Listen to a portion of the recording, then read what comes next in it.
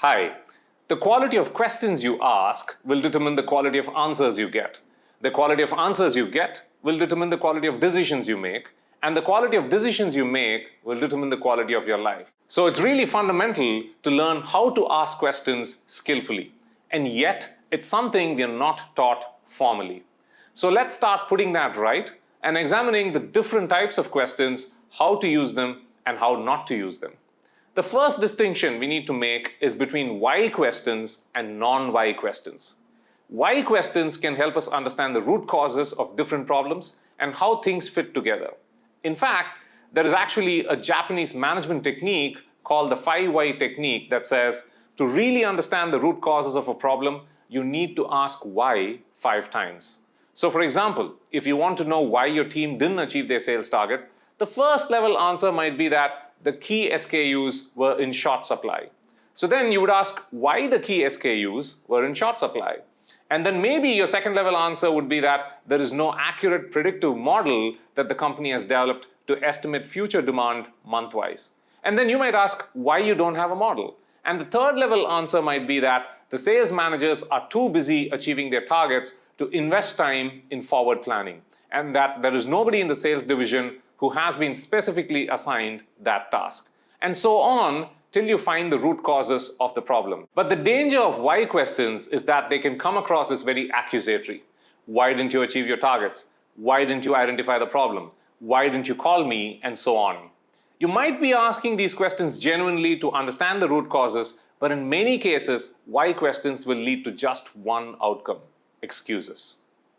People can feel attacked and mistrusted when you ask them why questions and could give excuses to defend themselves because of the perceived attack. So what is the alternative to why questions? All the non-why questions.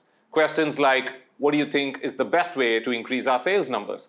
How do you think we should go about it? Who are the best people for this task? When is the best time for us to roll this out? Which solutions do you think are the best? All these questions are about finding solutions. They are all about the future. There's no element of blame or accusation in them. So, why questions can be useful in some occasions to get to the root causes of a problem, but we need to be very careful that we don't overuse them and wherever possible, use the non-why questions to move forward. Let's look at another distinction: open questions versus closed questions. A closed question is one for which there is a very narrow range of answers that you're likely to get. For example, did you achieve your sales target is a closed question. The answer is yes or no or I don't know. But the question, how do you think we can improve our sales performance, is an open question. There's a huge range of answers you could get. One person might say we need to invest in strategic IT infrastructure. Another might say we need to do more follow-up. Another person might say we need to have a pizza party to boost morale. Another might say that we need to change the hiring process of the sales force. Closed questions are better for establishing specific facts and also when we are moving forward into action. When can we start? How much will this cost? Who are the people who will work on the project? But many busy and action-oriented managers miss out on asking open questions. And open questions start becoming much more important as you become more senior in an organization and the problems become more complex and strategic. Open questions are also much more relevant when you move from managing junior subordinates to coaching more experienced ones. Learning how to transform closed questions into open questions will allow you to acquire much more information. Instead of asking a closed question like, do you think we should hire him? A question like, what do you feel would be the pros and cons of hiring him would elicit much more information. Instead of asking, are you on track to achieving your targets? We could ask, what do you think you need to do to ensure you meet your targets? Instead of asking, did you like the movie? We could ask, what did you like or not like about the movie?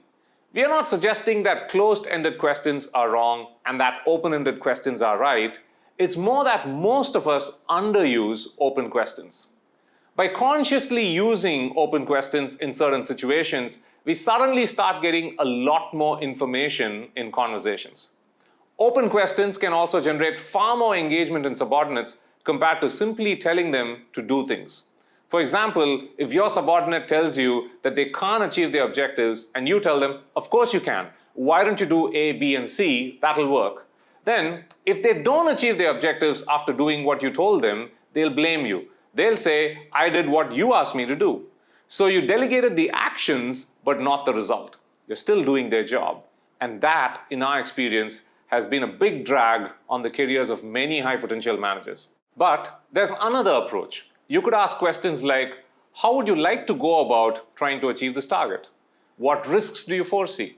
What ideas do you and your team members have to address those risks? Who could help you with this?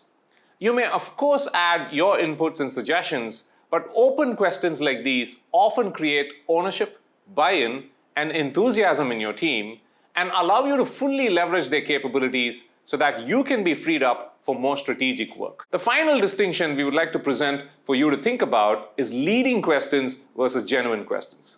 Leading questions are those questions where you've already decided what you think the answer is that the other person should give. A question like, don't you think this idea is a little impractical? Is not really a question.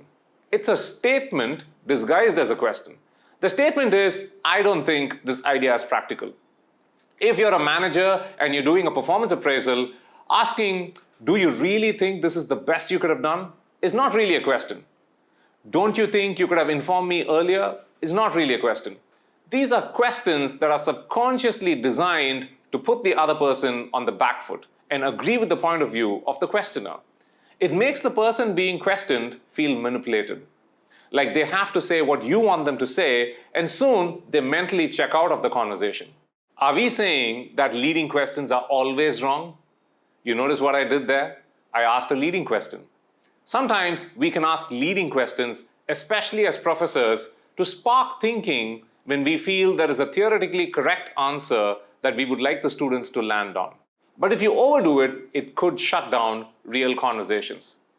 People ask leading questions because they're afraid of offending others. But honest sharing and genuine questions, when you learn how to use those skills, are in most cases far more powerful. As a manager, if you said, I'm disappointed in your performance this year, I feel your potential is much higher than what you've delivered, I would like to understand what you felt got in the way this year and what you feel you need to work on in the coming year, that's much more powerful and authentic than saying, do you really think you did the best you could? In summary, there are 4 things we would like you to remember. The first is this: be careful of asking too many why questions because they could create defensiveness and generate excuses. Second, be conscious of slowing down to ask open questions instead of closed questions to get a better understanding of people and situations.